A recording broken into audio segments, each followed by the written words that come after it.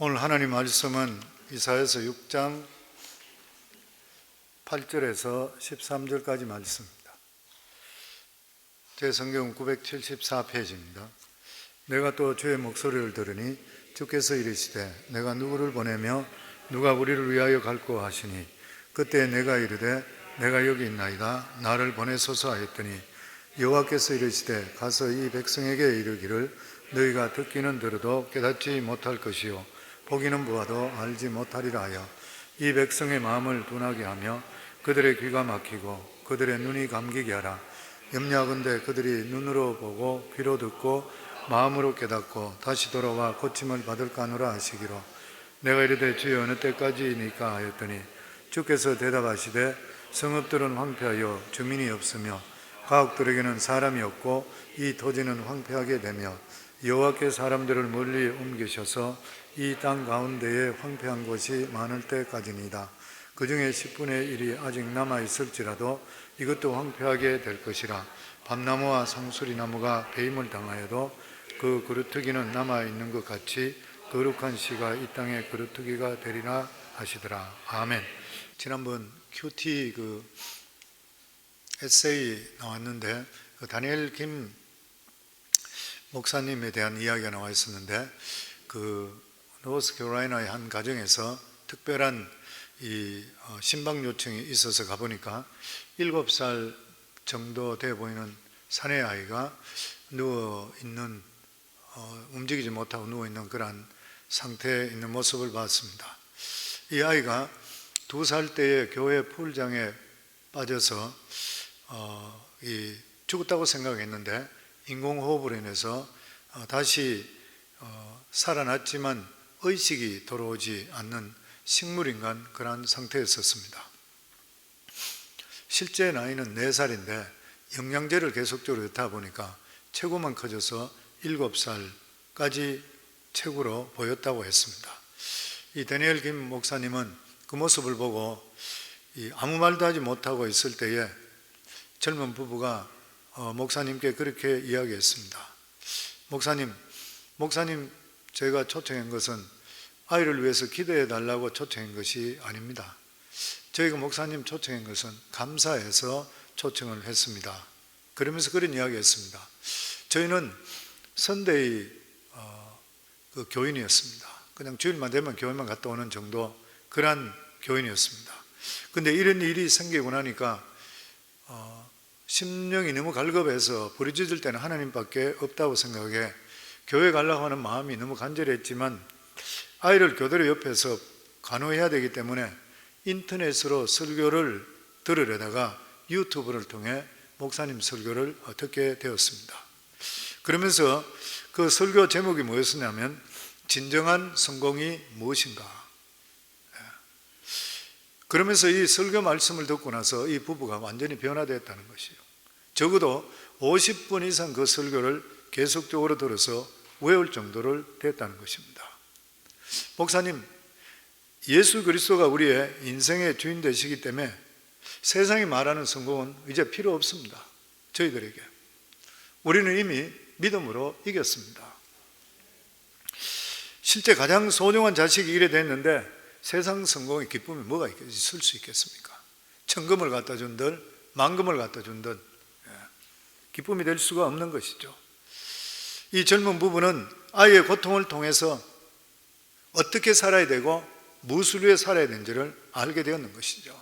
결과적으로 고난을 통해서 하나님이 주시는 큰 축복을 받았다는 것입니다. 이사야가 쓰여지는 이 시대 배경은 그 시대 때는 유대 백성들은 예배를 드리고 있었습니다. 믿음 생활을 하지 않는 것도 아니었던 것이 우리가 지금 별반 차이가 없던 그러한 시대에 살았습니다. 그런데 하나님께서는 그것으로 안 된다는 것이요. 이사야도 그 정도 되면 되는 줄 알고 일반 목회자로 그냥 살았었습니다. 그러다가 우시야 왕이 죽던 그 해에 그 왕의 죽음을 통해 절망하고 있을 때에 환상을 보게 됩니다. 그런데 그 하나님의 영광을 체험한 후에 그의 신앙의 기준 모든 것이 달라져 버렸던 것이죠. 사람들은 나름대로 신앙의 기준이 있습니다. 오늘도 어느 가정에 신방 갔었는데 거기서 대화하다 보니까 교회를 잘 안 나와서 교회 나오라고 이야기하니까 저는 마음속에 하나님 계속 믿고 있습니다. 믿음이 굉장한같이 이야기를 하는데 교회는 안 나오는 것이요.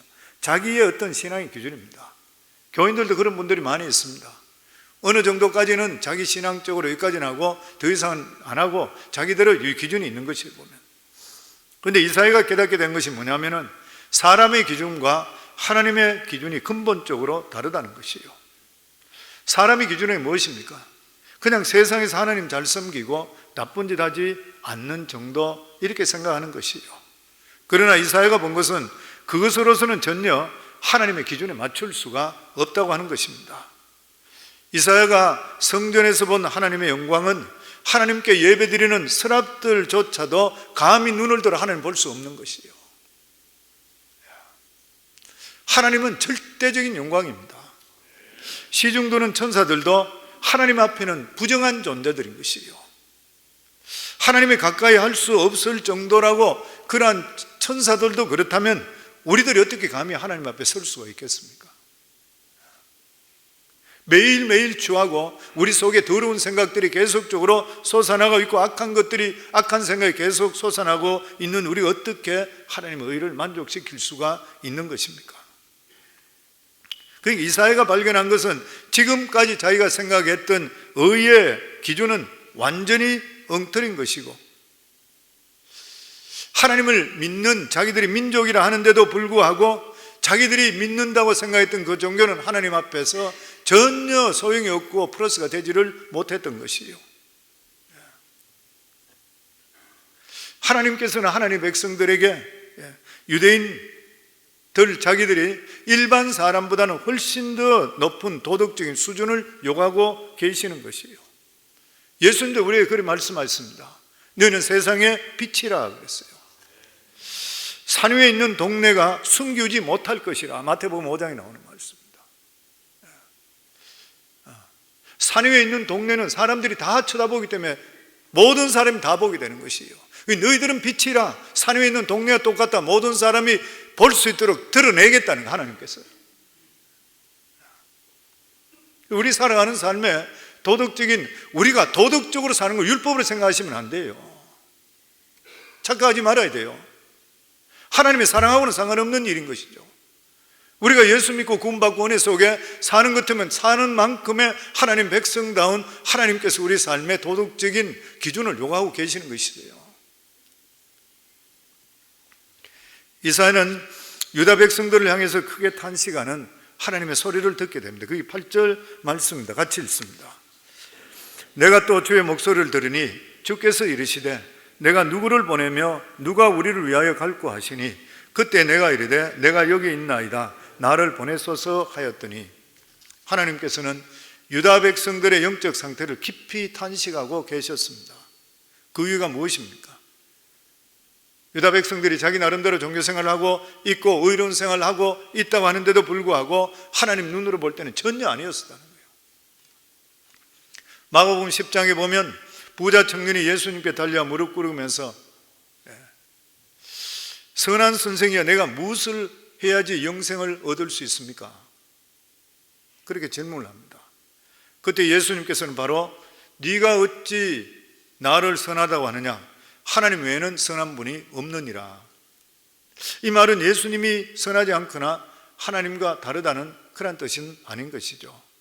단지 이 청년은 인간의 기준에서 선하다는 그런 말을 쓰고 있었기 때문인 것입니다.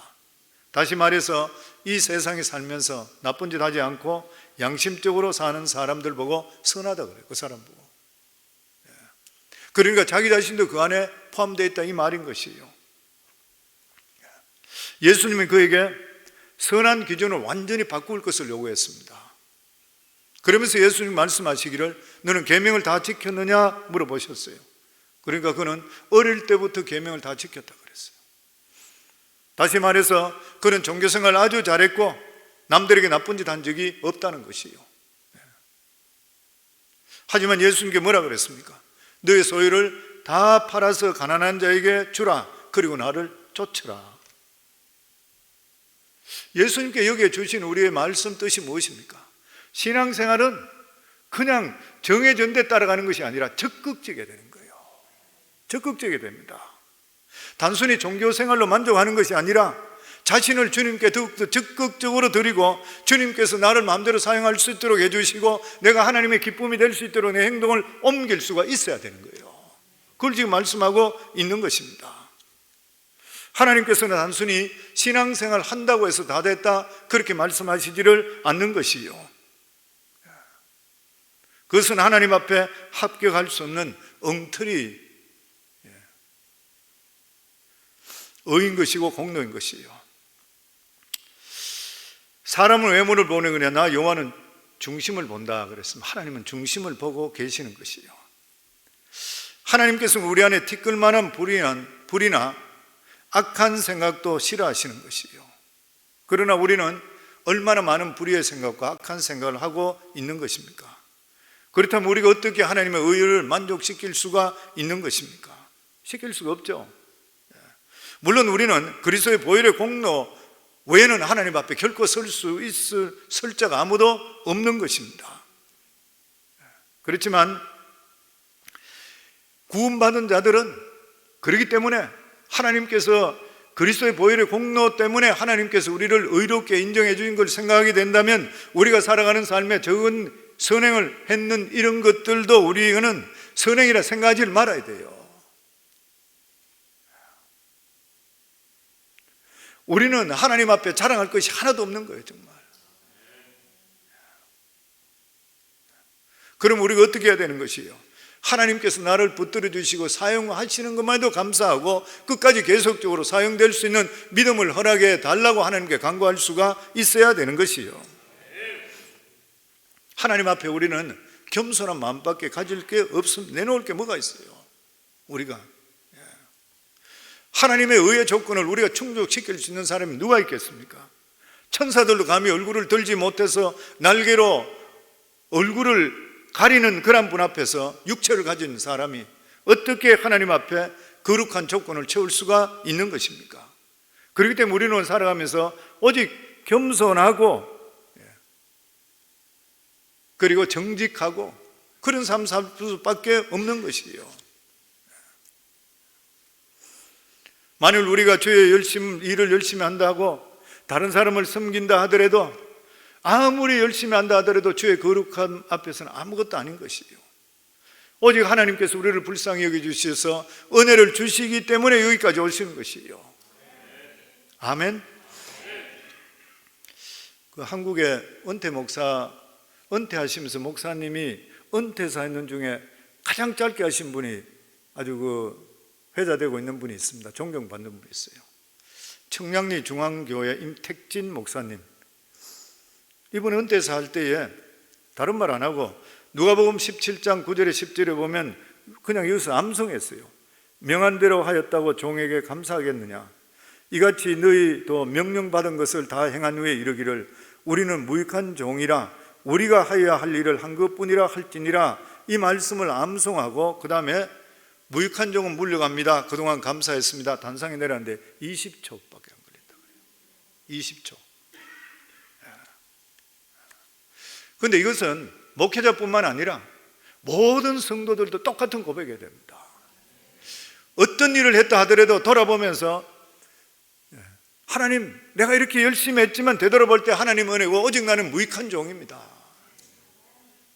우리 성도님들은 훈련이 이게 많이 그게 돼서 예전에 신방 가고 이러니까 집사님 이거 음식하고 이렇게 하고 아니면 이거 준비한다고 수고하셨네요. 그러니까 하나님 하셨습니다. 막 손을 막 이렇게 들더라고요. 하나님 하시잖아요. 우리가 뭐 별거 있는 인간인가요? 우리 다시 한번 8절 읽겠습니다. 내가 또 주의 목소리를 들으니 주께서 이르시되 내가 누구를 보내며 누가 우리를 위하여 갈고 하시니 그때 내가 이르되 내가 여기 있나이다 나를 보내소서 하였더니 이사야는 유다 백성들의 영적 상태를 두고 깊이 탄식하는 하나님의 소리를 듣게 됩니다. 그러면서 주께서 이르시되 내가 누구를 보내며 누가 우리를 위하여 갈고. 여기서 우리라고 복수를 쳤는 것은 하나님 나라 전체를 통괄해서 누구를 보낼까 그 말인 거죠. 지금 유다 백성들은 쓸데없는 의만 잔뜩 쌓고 있었던 것이요, 이러한 유다 백성들에게 하나님 나라를 위하여 누가 가서 말하는 것이 가장 적합하겠느냐, 여기는 천사도 포함되어 있는 것이죠. 이때 이사야가 내가 여기 있나이다, 나를 보내소서 자원하는 거예요. 그럼 왜 이사야는 자신이 가야 되겠다고 생각을 했는 것입니까? 우리가 생각할 때는 거룩한 천사가 가는 게 훨씬 나을 것 같잖아요. 천사들이 번쩍번쩍 끓으면서 사람들 앞에 나타나면서 너희가 잘못 길을 가고 있다, 이렇게 말씀하시면 유다 백성들이 훨씬 더 잘 들을 것이 아닌 것인가요? 그런데 성도는 기적으로서는 사람을 잘 못 바꿉니다. 기적으로서는. 하나님께서 우리를 구원해 주실 때 기적 한번 일으키면서 나 믿으면 안 된다 이렇게 해서 사람 믿을 수 있을까요? 그럼 예수님 보낼 필요 없잖아요. 예수님을 이 세상에 보내신 것은 죄가 없으신 하나님께서 우리 인간과 똑같은 몸으로 우리 인간에 와서 우리 인간과 같이 고생하고 같이 고통당하시고 십자가에 못 박혀 죽으심을 통해 예수 그리스도께서 우리의 모든 죄를 담당하시게 만드신 것과 똑같이 하나님께서도 복음을 전하기를 원하는 자를 천사를 보내는 것이 아니라 같은 인간으로서 고통받는 자를 보내기를 원하시는 것이요. 왜 그렇습니까? 애정입니다. 애정. 사랑인 것이죠. 우리야말로 이 세상 사람 제일 잘 알고 있잖아요. 그들에 대한 애정을 가지고 있잖아요. 우리가 친구들 위해서 기도하는 것, 형제 자매 위해 기도하는 것, 자녀들 위해 기도하는 것, 천사들이 그런 기도할 수 있겠어요? 못합니다. 할 수가 없는 일인 것이죠. 그런 애정이 있어요? 없어요. 죄송하지만 천사들 여기 와 계시겠지만, 그래서 이사야는 자기가 간다고 생각했던 것이에요. 자기보다 유다 백성을 더 잘하는 사람은 없을 것이라 이렇게 생각했기 때문인 것입니다. 그래서 말씀 전한 자의 가장 중요한 것이 뭐죠? 긴급성입니다. 긴급성. 우리가 길 가다 앰뷸런스가 오게 되면 길을 비켜주는 것이 왜 그렇습니까? 생명이 죽어가는 긴급성이잖아요. 생명이 죽어가고 있잖아요, 보면. 사람 목숨 구하는 것보다 더 귀한 것은 결코 없는 것입니다. 마찬가지로 영혼을 구하기 위해서 말씀을 전하는 것보다 더 중요한 것은 없는 것이에요. 그래서 말씀을 전하는 자는 영혼을 볼 때마다 다급한 마음을 가지고 있어야 돼요. 그리고 어쨌든 이 사람 살려야 되겠다는 뜨거운 마음을 가질 수가 있어야 돼요. 그런데 이 마음은 천사는 없습니다. 그러나 우리들에게는 있는 것이요. 그러니까 이사야에 가야겠다 그랬던 것이요. 또 우리가 생각할 것이 뭐냐면은 이사야가 성전에서 환상을 본 것과 유다 백성들에게 보냄을 받은 것, 지금 이사야가 환상을 보고 나서 그리고 나서 자기가 가겠다 그렇게 이야기했거든요.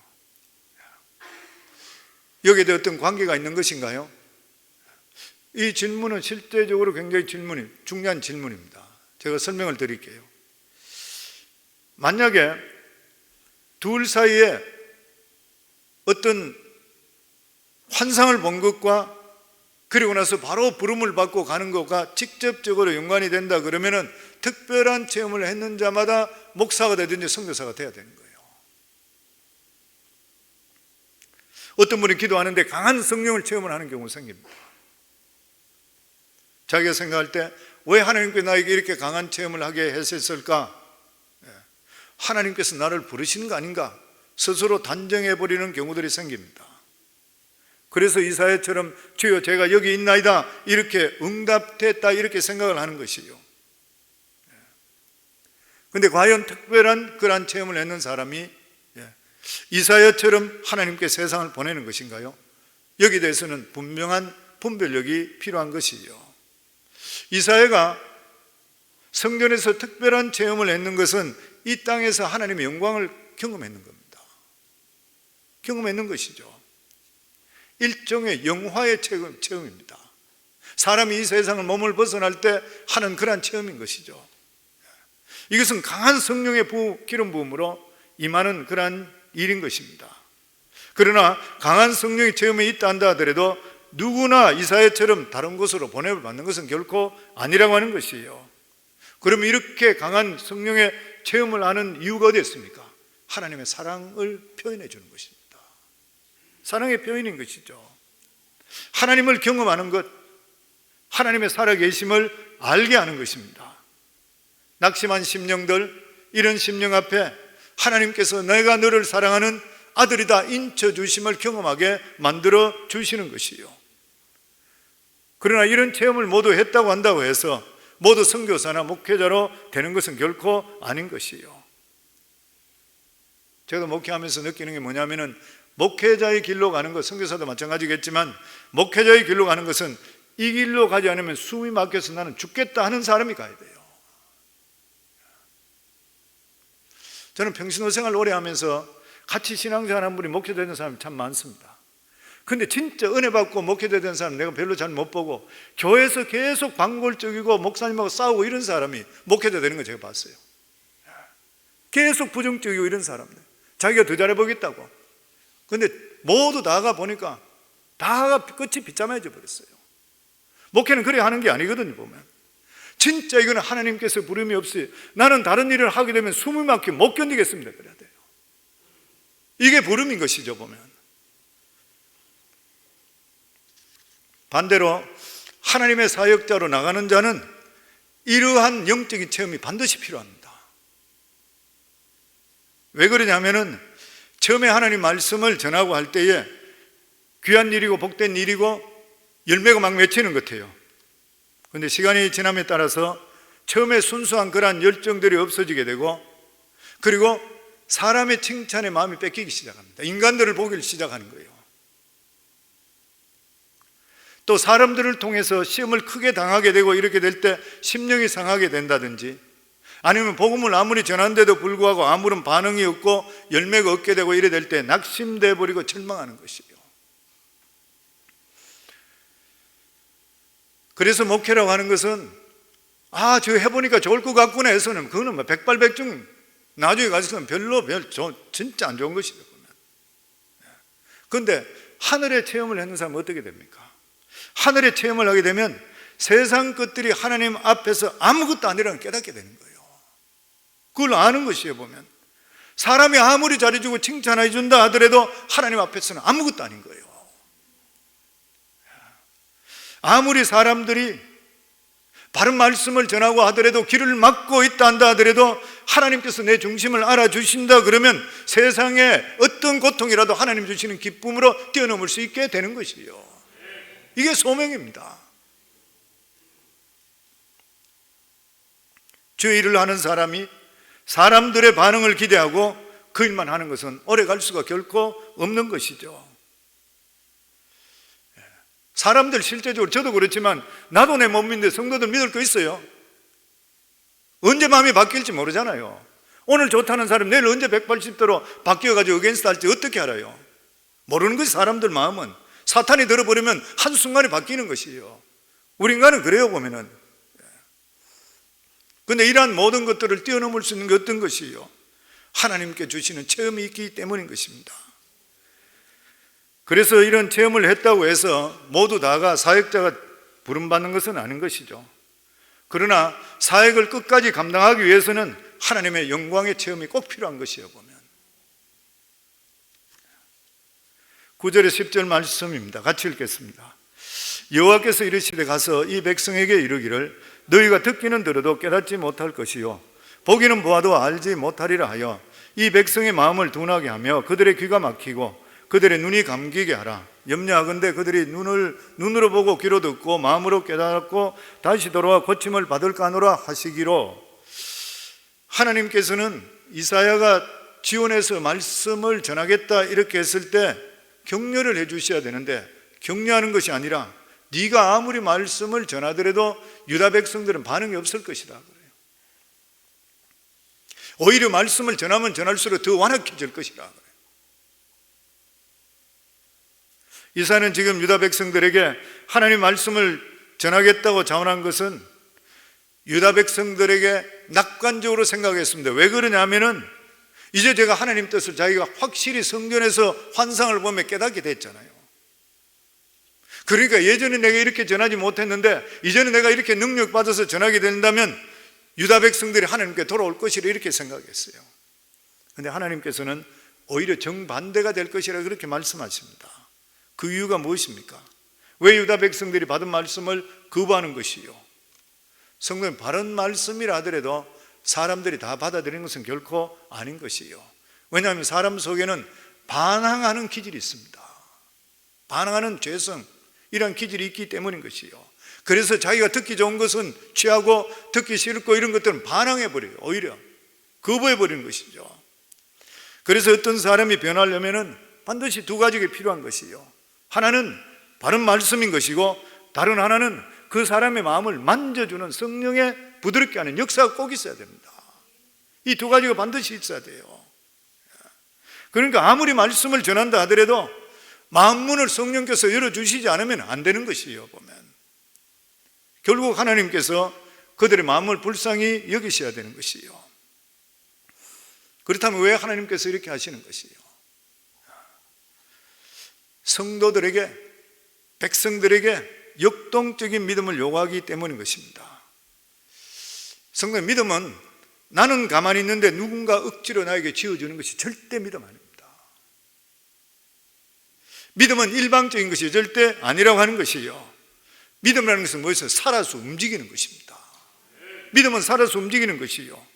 비록 내가 지금은 믿음이 부족하다 하더라도 바른 하나님 말씀을 듣고 내 마음을 활짝 열게 될 때에 하나님 말씀이 내 속에서 반응을 하기 시작합니다. 내 속에서. 그리고 하나님께서는 그 사람의 마음을 보고 반응을 보고 나서 큰 믿음을 그에게 허락해 주시는 것이요. 그는 하나님 말씀을 듣고도 귀찮게 생각하고 마음문을 닫아버리면은 그나마 있던 믿음도 사라져버리고 다음부터는 더 귀찮아지고 더 말씀 듣기가 싫어지는 거예요. 그러므로 하나님 앞에서 가장 중요한 게 무엇입니까? 들으려고 하는 의지, 변하려고 하는 의지가 필요합니다. 말씀을 들을 때 은혜를 받고자 하는 그런 마음, 이게 꼭 필요한 것이요.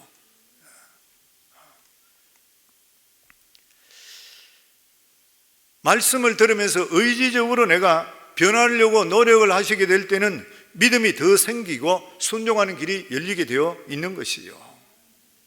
그러나 말씀은 나를 변화시키려고 하시는데도 불구하고 내가 의식적으로 거부한다든지 반항적이 된다 그러면은 그 다음부터는 말씀이 역겨워지기 시작합니다. 왜 그런 것이요? 말씀이 살아있기 때문입니다. 항상 말씀드리는 말씀입니다. 말씀은 살아있고 운동력이 있다 그랬잖아요. 말씀은 살아있는 것이요. 그래서 우리가 착각하지 말아야 될 것이 뭐냐면은 내가 말씀을 취사 선택한다고 생각하는데 실제로는 말씀이 사람을 취사 선택합니다. 누구든지 간에 하나님 말씀이 증거될 때에 그 말씀을 내가 받아야 되겠다는 마음을 오픈할 때 말씀이 내 속에 들어와서 그 사람을 변화시켜버려요. 근데 그것을 내가 받아들이지 않게 될 때는 말씀이 튀어나가 버립니다. 말씀에 순종하려는 의지를 가진 사람은 더 큰 믿음으로 하나님 인도하시는 거예요. 아무리 좋은 말씀이라 하더라도 귀한 줄 모르고 귀찮게 생각하면 은혜를 거두어가 버리고 영적으로 아주 메말라 버립니다. 메말라 버린 사람 특징이 뭐예요? 부정적이 되고 따지기 좋아하고 계속적으로 이런 식으로 사람이 바뀌어요. 자기도 모르는 사이에. 그렇기 때문에 지금까지 얼마나 잘 믿었냐는 중요한 것이 아니라 중요한 것은 내가 하나님 말씀에 이 순간 내가 어떻게 반응하느냐가 중요한 거예요. 비록 교자씨만한 믿음을 가졌다 하더라도 하나님 앞에서 내가 변하려고 하는 그 마음을 가지게 될 때에 믿음이 엄청스럽게 커지는 것이에요. 그러나 내가 아무리 과거에 큰 믿음을 가지고 있다 하더라도 지금 사용하지 않게 되면 작은 믿음이 될 수밖에 없는 것이. 그러니까 성령 말씀이 너무 많습니다. 나중된 자가 먼저 되고 먼저 된 자가 나중되는 것, 틀림없는 그런 말씀인 것이에요. 그래서 예수님께서 폭풍이 몰아치는 바다에서 죽겠다고 소리지는 제자들의 책망하실 때 뭐라고 그랬습니까? 너희 믿음이 어디 있느냐? 너희 믿음이 어디 있느냐? 제자들에게 너희 믿음이 전혀 없다 그렇게 말씀 안 하셨어요. 불신자는 뜻이 아닌 것이죠. 왜 가지고 있는 믿음을 바로 사용하지 못하고 있느냐는 것이에요. 또 하나로는 구원이라고 하는 것은 전적으로 하나님의 주권에 달려있다는 것을 이사에게 깨우쳐 주시는 것이요. 이사야가 목이 터져라고 말씀을 전한다 하더라도 열매를 거두지 못할 것이라 그렇게 말씀했습니다. 그때 깨닫게 되는 것이 무엇입니까? 우리 인간의 힘으로는 한 사람도 회개시킬 수 없다는 거예요. 한 사람도. 성도님도 오늘 예배를 기도하시겠지만 저도 예배를 기도해요.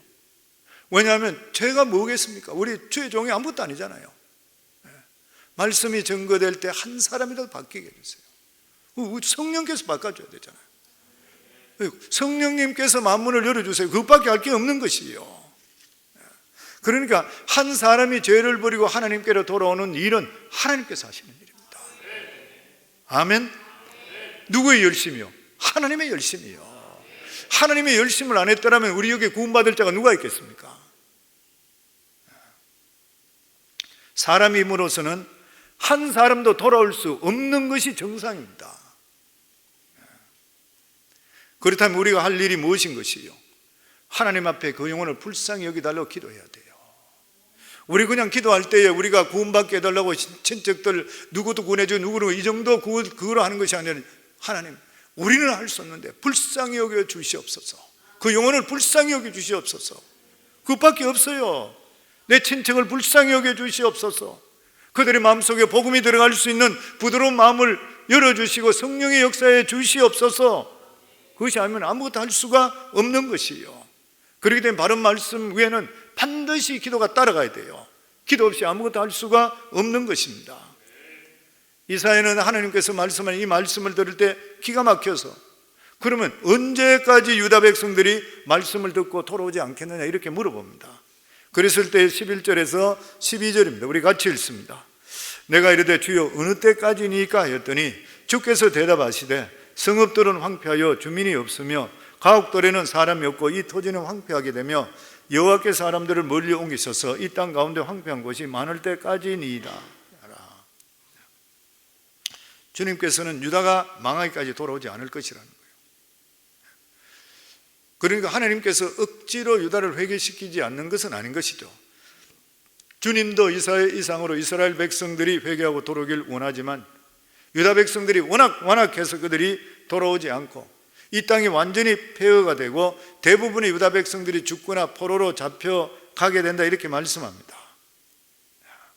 이사야는 결국 유다 백성들이 끝까지 돌아오지 않을 줄 알면서도 끝까지 하나님의 신실한 말씀을 전가하기 시작합니다. 하나님께 저들이 안 돌아온다고 그랬어요. 그래도 끝까지 전가하는 것이요. 하나님께서야 선지자를 통해서 이렇게 하시는 이유가 어디에 있는 것입니까? 우선 유다 백성들이 얼마나 완악하다는 것을 보여주시는 것이요. 아마 다른 이방인들에게 이런 설교를 하게 됐더라면 오래전부터 그들은 통곡하고 꿇어엎드려 하나님께 돌아왔을 것이요. 예수님께 그렇게 탄식하신 적도 있습니다. 마태복음 11장에 보면 예수님께서 권능을 많이 베푸신 이러한 고울이 회개하지 않는 것을 볼 때 화 있을진저 고라시냐 화 있을진저 벳세다야, 너희에 향한 나의 권능을 두루와 시돈에 내가 베풀었더라면 벌써부터 그들 모두 다가 회개하고 죄에서 앉아 있을 것이라. 그러나 이 유다 백성들은 엄청난 설교를 듣는데도 불구하고 조금도 변하지 않았습니다. 오히려 선지자는 돌로 쳐 죽였던 것이요. 그러니까 이것은 우리들에게 주시는 교훈이 뭐예요? 하나님의 은혜에 길들여져 있다는 것이 얼마나 무서운지 몰라요. 내가 예수 잘 믿고 있다, 나 그냥 신앙생활 잘하고 있다, 근데 왜 쓸데없이 자꾸 날 자꾸 회개하라 그래? 아니면 죄에 대해서 이야기해? 내가 왜 바로 못 산다 그래? 특히 손 좀 소리에 기분 좋지?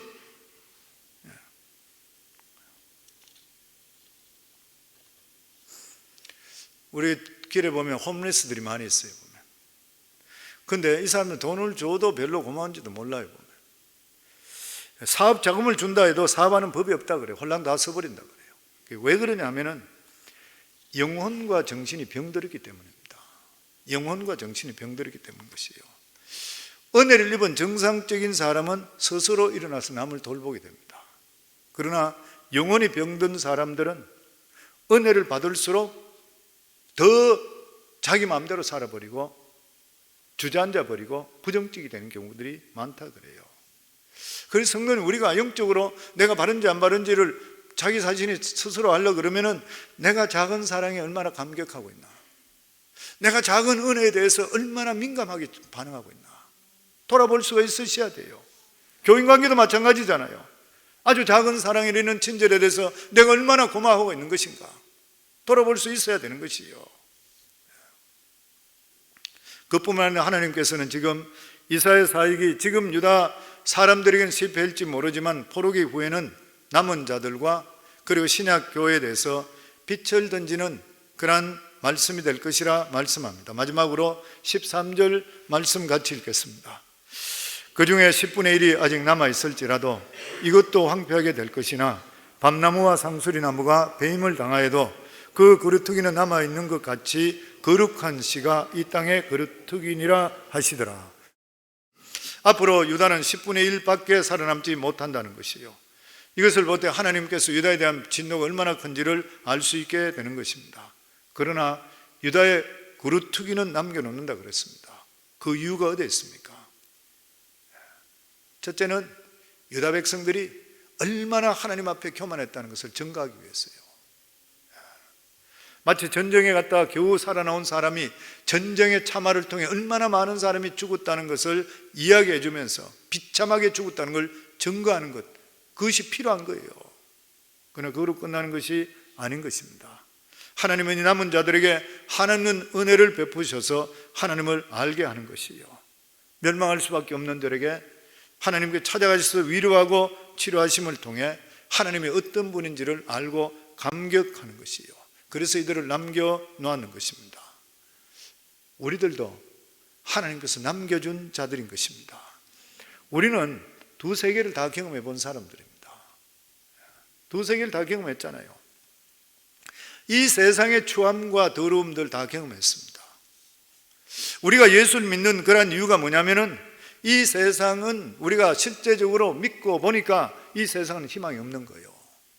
부패했는 것이에요. 보면 만일 이 세상을 통해 조금이라도 소망이 있다 그러면 예수 안 믿어도 될 거예요 아마.